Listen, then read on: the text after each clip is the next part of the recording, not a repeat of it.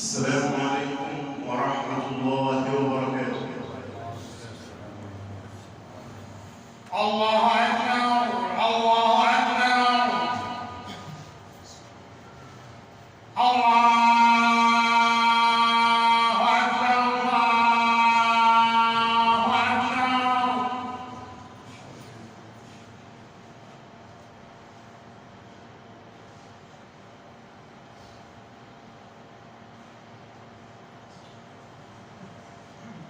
أشهد أن لا إله إلا الله.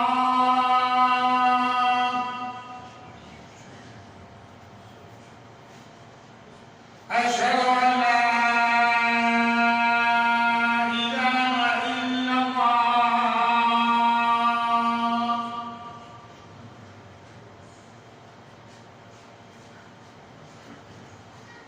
أشهد أن محمدا رسول الله.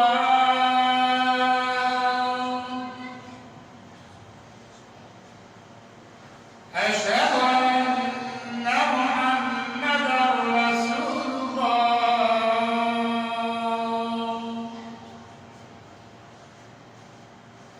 حي على الصلاة.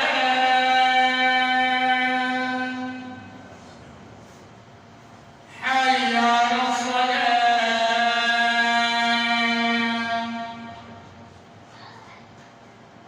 حي على الفلاح.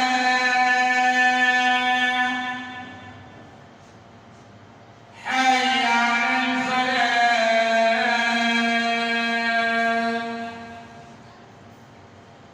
الله أكبر الله أكبر. لا إله إلا الله.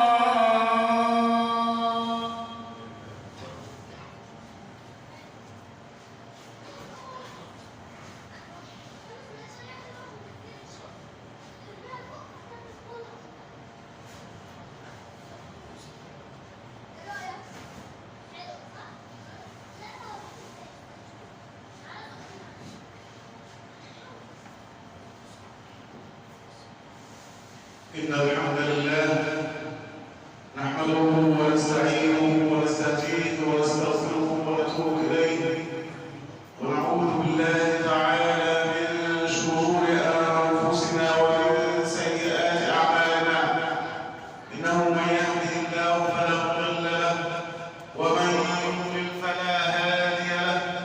وأشهد أن لا إله إلا الله وحده لا شريك له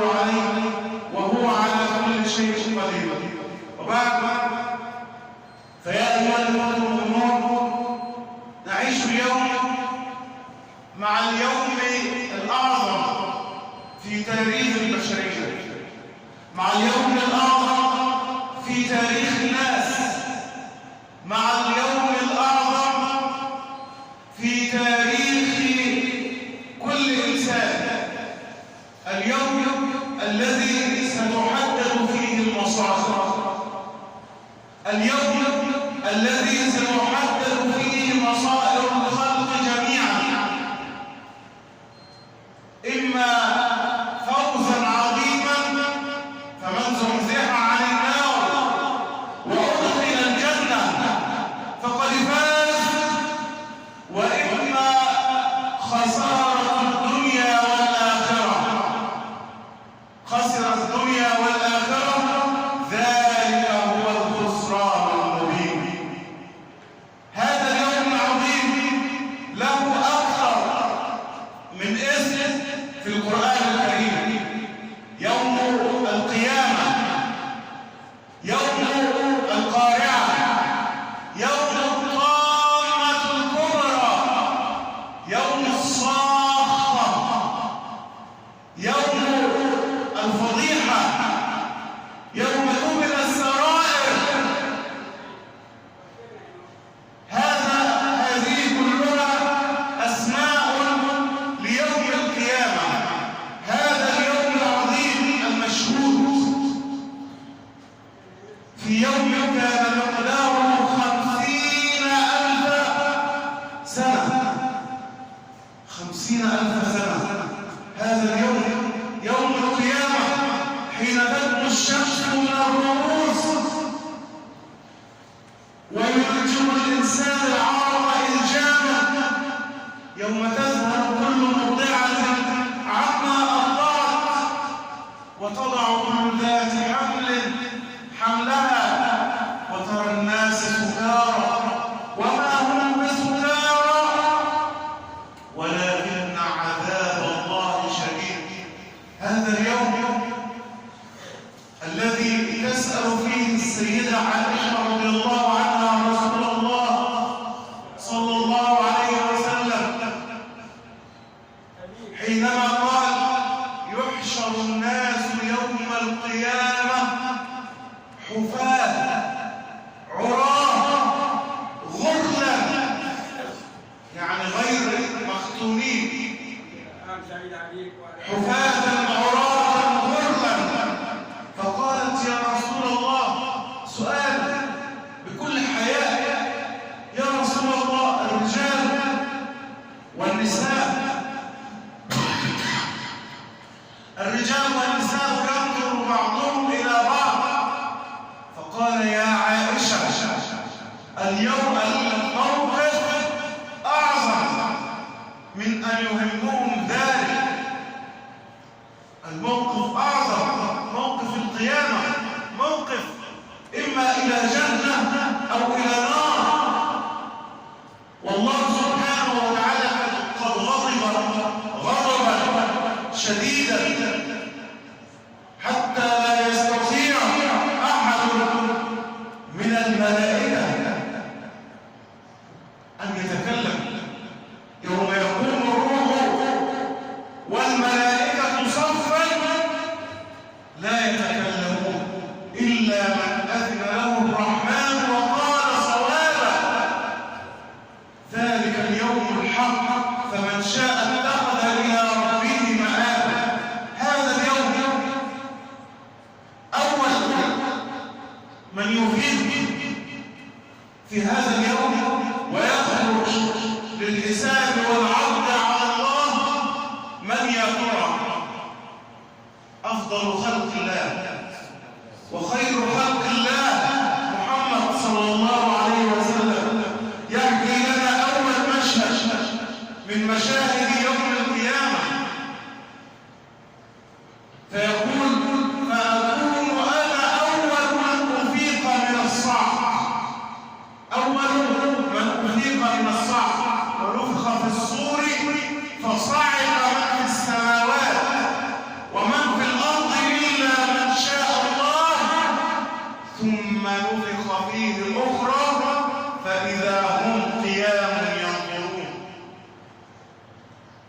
النبي صلى الله عليه وسلم أول من يفيق فيقول فأجد موسى أخي موسى متعلقا بالعرش لا أدري هل أفاق قبلي أم أجوزي بالصعقة الأولى. قال رب أرني أنظر إليك قال لن تراني ولكن انظر إلى الجبل فإن استقر مكانه فسوف تراني فلما تجلى ربه للجبل جعله دكا وخر موسى صعقا فلما أفاق قال سبحانك تبت إليك وأنا أول المسلمين. فيكون النبي صلى الله عليه وسلم هو أول من يفيق من الصعق فيجد موسى عليه السلام ثم يفيق بعد ذلك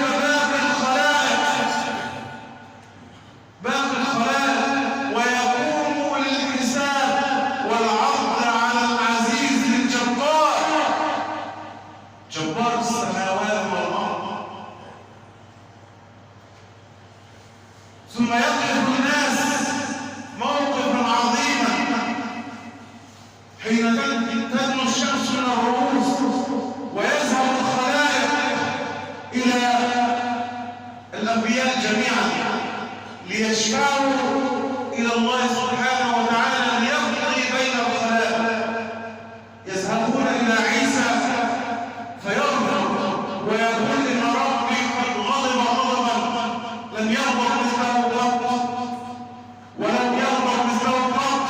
اذهبوا إلى موسى فيذهبون إلى موسى فيقول اذهبوا إلى إبراهيم فيذهبوا إلى إبراهيم فيقول اذهبوا إلى آدم.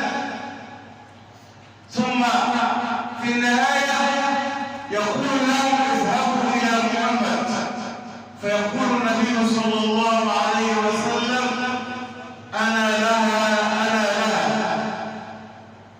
فيسجد تحت عرش الرحمن ويحمد الله بمحامد لم يحمدها بها أحد قبله ولم يحمده بها أحد بعده. ثم يقضي الله سبحانه وتعالى بين الخلائق فيكون أول ما يقضي سبحانه وتعالى به هو الدماء التي أريقت بغير حق وإذا الموءودة سئلت بأي ذنب قتلت. الدماء التي تراق الآن في كل مكان دماء المسلمين التي تراق اليوم على مرأى ومسمع من العالم كله. دماء المسلمين في كل مكان تراق. أينما وضعت يدك على الخريطة تجد دماء للمسلمين تسيل وجراح للمسلمين تنزف وأبصار وأشلاء للمسلمين تقطع في كل مكان. وفي النهاية يتهم المسلمون بالإرهاب ويتهم الإسلام بالإرهاب وإنما الغرب هو الذي يمارس الإرهاب على الإسلام والمسلمين. إنما الغرب هو الذي يمارس الإرهاب على الإسلام والمسلمين وفي النهاية يتهم الإسلام والمسلمون بالإرهاب ولا حول ولا قوة إلا بالله العلي العظيم. هكذا أول ما يحاسب فيه أو ما يقضى فيه يوم القيامة في الدماء. ويقول النبي صلى الله عليه وسلم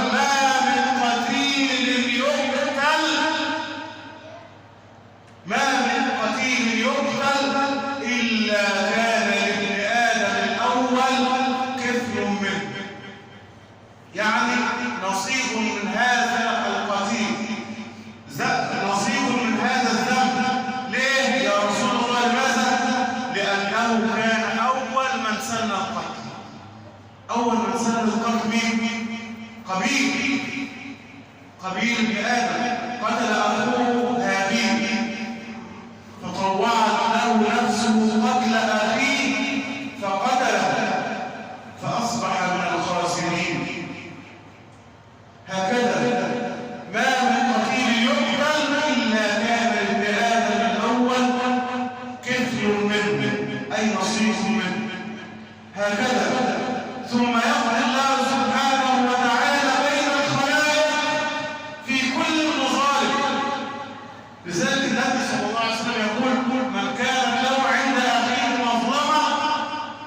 فليتحللها منه قبل أن لا يكون دينار ولا درهم.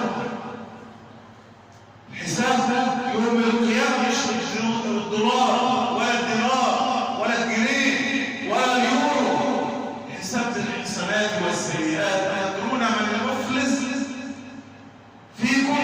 قال المفلس فينا من لا درهم له ولا دينار. قال رسول الله صلى الله عليه وسلم المفلس من يأتي يوم القيامة بصلاة وزكاة وصيام وحج وصدقات، ويأتي وقد ضرب هذا وأكل مال هذا وسفك دم هذا، فيأخذ هذا من حسناته ويأخذ هذا من حسناته ويأخذ هذا من حسناته، حتى إذا فنيت أخذ من سيئاتهم فطرح على وجه النار والعياذ بالله. هذا هو الحساب يوم القيامة. يقضي الله سبحانه وتعالى بالمظالم بين العباد حتى يقتص الله سبحانه وتعالى للشاة الجلحاء من الشاة القرناء. يعني يقتص الله سبحانه وتعالى من البهائم من الحيوانات. أعزكم الله أن هذه كسرت قرن هذه، شاة كسرت قرن هذه، أو كسرت رجل هذه، أو قطعت يد هذه، أو قطعت ذيل هذه، فيقتص الله سبحانه وتعالى منهم ثم يقول لهم كونوا ترابا. يوم ينظر المرء ما قدمت يداه ويقول الكافر يا ليتني كنت ترابا، ليتني كنت مثل هذه البهائم التي صارت ترابا، ليتني كنت منهم ولا أحاسب. تأتي المظالم. من أذنب ذنبا حمله على ظهره يوم القيامة. من أذنب ذنبا حمل هذا الذنب على ظهره يوم القيامة ليحملوا أوزارهم كاملة على ظهورهم ومن أوزار الذين يضلونهم بغير علم. ألا ساء ما يزرون. ألا ساء ما يزرون، يعني ما يحملون على ظهورهم. اللي سرق يعني أي شيء ولو قليل الثمن يأتي يوم القيامة بين الخلائق جميعا يحمله على ظهره ليمر به عبر الصراط، يحمله على ظهره، والناس كلها ترى تاريخ حياة بعضها البعض منذ الولادة إلى الوفاة، ووجدوا ما عملوا حاضرا وقالوا ما لهذا الكتاب لا يغادر صغيرة ولا كبيرة إلا أحصاها ووجدوا ما عملوا حاضرا ولا يظلم ربك أحدا. الحكم العدل سبحانه وتعالى لا يظلم الناس. إن الله لا يظلم الناس شيئا ولكن الناس أنفسهم يظلمون. يأتي كل إنسان بمظلمته يحملها على ظهره.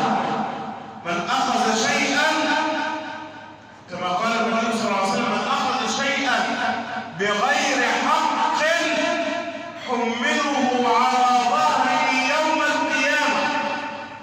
قال الصحابة يا رسول الله ولو كان قضيبا من أراك، يعني لو عود سواك ب5 جنيه هاجي يوم القيامة واشيله على ظهري؟ قال وإن كان قضيبا من أراك، وإن كان قضيبا من أراك. لو عود سواك ب5 جنيه والإنسان خلو ظلم وزور وبهتان بغير حق وبغير رضا نفس من صاحبه، يأتي يوم القيامة يحمله على ظهره. اللي اغتاب إنسان، اللي قذف عرض إنسان، اللي شتم إنسان، سواء بضحك بهزار أو بجد، يأتي يوم القيامة هذا الإنسان يأخذ من حسناته كما قال النبي صلى الله عليه وسلم حتى يصير مفلسا. من اعتدى على حق أحد بغير حق يأتي يوم القيامة. من كذب على الله يأتي يوم القيامة، يأتي يكذب على الله سبحانه وتعالى. كذب في الدنيا والناس صدقته والناس عملت له مقام ورفعته فوق قدره، وكذب ومشيت معاه وضحك على الناس في الدنيا، يأتي يوم القيامة ليكذب على الله سبحانه وتعالى، فيقول والله ربنا ما كنا مشركين، والله ربنا ما كنا مشركين، انظر كيف كذبوا على انفسهم وضل عنهم ما كانوا يفترون. عند ذلك يختم على أفواههم وتكلمنا أيديهم. اليد تقول بطشت، تقول سرقت، تقول ضربت. تكلمنا أيديهم وتشهد أرجلهم بما كانوا يكسبون. ولو شئنا لطمسنا على أعينهم فاستبقوا الصراط فأنى يبصرون، ولو نشاء لمسخناهم على مكانتهم. مسخناهم يعني أذلناهم، ولو نشاء لمسخناهم على مكانتهم فما استطاعوا مضيا ولا يرجعون. هكذا يختم الله سبحانه وتعالى على فمه فتتحدث أعضاؤه، تتحدث يده، تتحدث رجله، تقول أنا للحرام مشيت، تتحدث يده تقول أنا للحرام فعلت، تتحدث عينه تقول أنا للحرام نظرت، يتحدث لسانه يقول أنا للحرام تكلمت، في الحرام تكلمت، يتحدث بطنه يقول أنا للحرام أكلت، يتحدث فرجه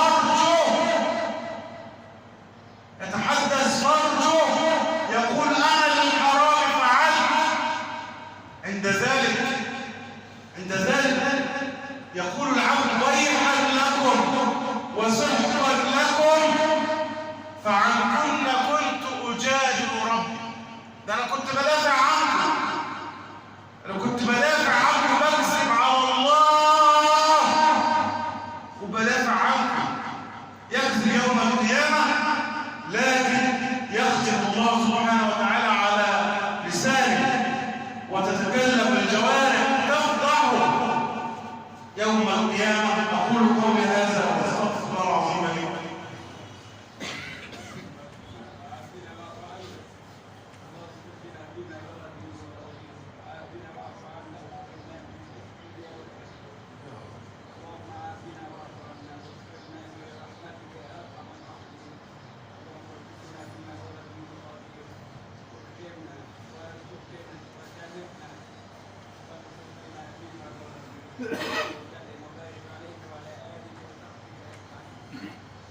الحمد لله رب العالمين، والصلاة والسلام على أشرف المرسلين سيدنا محمد وعلى آله وصحبه ومن تبعهم بإحسان إلى يوم الدين. وارض اللهم عنا وعنهم أجمعين. اللهم آمين آمين آمين.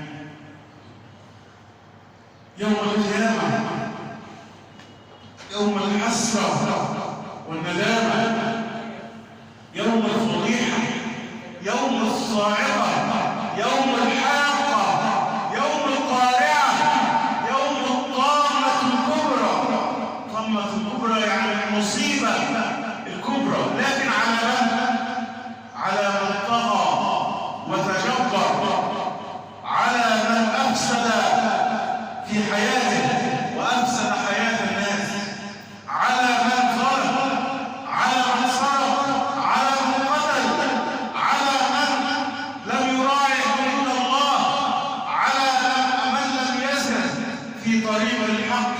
الغيب. أما من سار في طريق الحق وفي طريق الخير وعلى هدي المصطفى محمد صلى الله عليه وسلم فهذا يوم الجائزة. هذا يوم الجائزة، يوم يخرجون فيه من الأجداث إلى جنات النعيم، يخرجون فيه إلى لقاء الأحبة محمد صلى الله عليه وسلم وحزبه، إلى لقاء الله سبحانه وتعالى. وجوه يومئذ ناظرة إلى ربها ناظرة، وجوه يومئذ مبشرة ضاحكة مستبشرة، ضاحكة مستبشرة. هذه وجوه المؤمنين، هذه وجوه الصادقين، هذه وجوه المؤمنين الصادقين الذين اتبعوا كلام رب العالمين واتبعوا هدى خير المرسلين محمد صلى الله عليه وعلى آله وصحبه وسلم.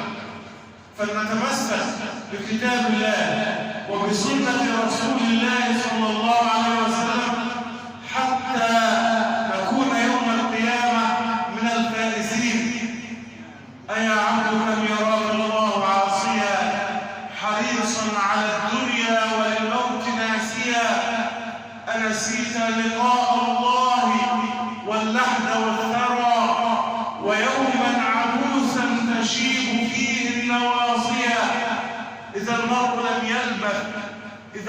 لم يلبس ثيابا من التقى تجرد عريانا ولو كان كاسيا. ولو أن الدنيا تدوم لأهلها لكان رسول الله حيا وباقيا، ولكنها تفنى ويفنى نعيمها وتبقى الذنوب والمعاصي كما هي. اللهم اغفر لنا ذنوبنا، اللهم اغفر لنا ذنوبنا وإسرافنا في أمرنا وثبت أقدامنا وانصرنا على القوم الكافرين. اللهم آت نفوسنا تقواها وزكها أنت خير من زكاها، أنت وليها ومولاها. اللهم انصر إخواننا المسلمين المستضعفين في فلسطين على اليهود الغاصبين والصهاينة المعتدين. اللهم عليك باليهود ومن عاونهم، اللهم عليك باليهود ومن عاونهم، اللهم انتقم من اليهود ومن عاونهم.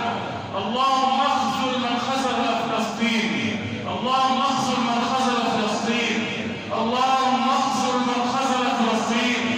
اللهم انهم جمع فاطعمهم، عراة فاقصرهم، حفاة فاحملهم، مخلوقون فانتصر لهم يا رب العالمين.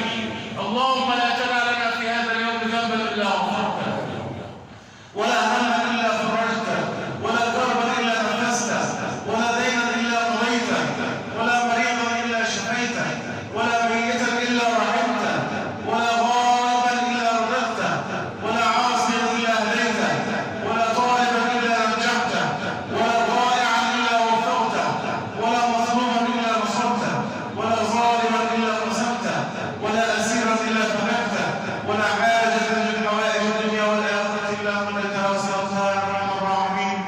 ربنا آتنا في الدنيا حسنه وفي الاخره حسنه وقنا عذاب النار. واخر دعوانا ان الحمد لله رب العالمين واقم الصلاه.